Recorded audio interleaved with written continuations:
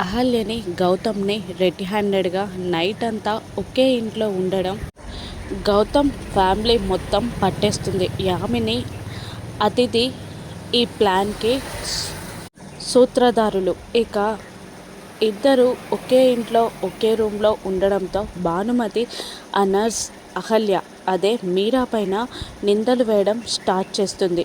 ఈ నర్స్ ఏదో దురుద్దేశంతోనే రాత్రంతా ఈ ఇంట్లో ఉంది, బాబుకి దగ్గరవుతుంది అని ఆ పెద్దావిడ భానుమతి అంటూ ఉండగా, నాకే దురుద్దేశం లేదండి, బాబును చూసుకోవడం తప్ప అని అహల్య అంటూ ఉండగా గౌతమ్ కోపంతో రగిలిపోతూ ఉంటాడు. అప్పుడు అవంతిక ఇలా అంటూ ఉంటుంది, ఏమో బాబుకి దగ్గరై మా తమ్ముణ్ణి దగ్గర అవ్వాలనుకుంటున్నావేమో, మా తమ్ముణ్ణి వలలో వేసుకోవాలనుకుంటున్నావేమో అని అవంతిక అనగానే అహల్య షాక్ అవుతుంది. కోపంతో ఊగిపోతూ ఉంటాడు గౌతమ్.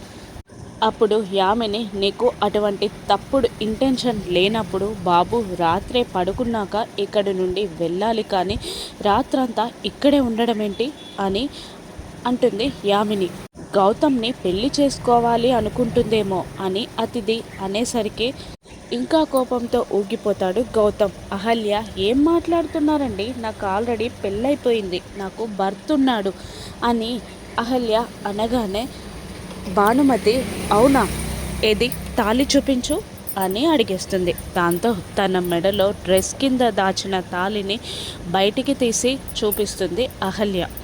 ఆ తాళిని చూసి అందరూ షాక్ అవ్వగా భానుమతి ఇంకా ఊరుకోకుండా, అయితే రేపు నీతో పాటు నీ భర్తని ఇక్కడికి తీసుకురా, లేదంటే శాశ్వతంగా ఈ ఇంటికి రాకు అని కండిషన్ పెడుతుంది భానుమతి. దాంతో అహల్య గౌతమ్ ఇద్దరు షాక్ అవుతారు. ఇప్పుడు ఈ గండం నుండి అహల్య ఎలా బయటపడుతుంది? నా భర్త ఊర్లో లేడని చెప్తుందా, లేదంటే ఫేక్ భర్తని తీసుకొస్తుందా? గౌతమ్ ఏం చేస్తాడో రాను ఎపిసోడ్స్లో చూద్దాం. Thank you for watching.